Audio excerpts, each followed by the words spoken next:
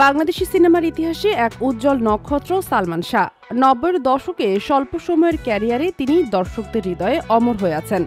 অভিনয়, স্টাইল ও fashion sense দিয়ে তিনি যেভাবে দর্শকদের মুগ্ধ করেছিলেন তা আজ অম্লান। তার মৃত্যুর প্রায় ৩ দশক পরও জনপ্রিয়তার এতটুকু ভাটা পড়েনি। এই ভালোবাসার টানেই হলো মালিকরা এখনও তার কালজয়ী সিনেমাগুলো নতুন করে মুক্তি দিচ্ছেন। গত শুক্রবার রাজধানীর বিজিবি সিনেমা হলে ফের মুক্তি পেয়েছে সালমান শাহ অভিনীত জীবন সংসার সিনেমাটি। তবে আগের মতো দর্শকদের সেই উচ্ছ্বাস এখন আর দেখা যাচ্ছে না।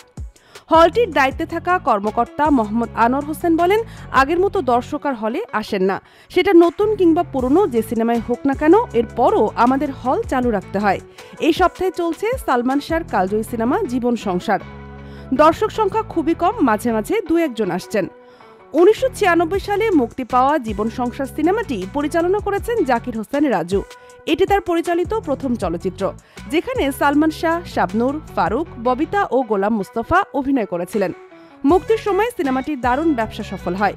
দীর্ঘদিন পর এটি ফের হলে মুক্তি পেয়ে নির্মাতাকেও আনন্দিত করেছে।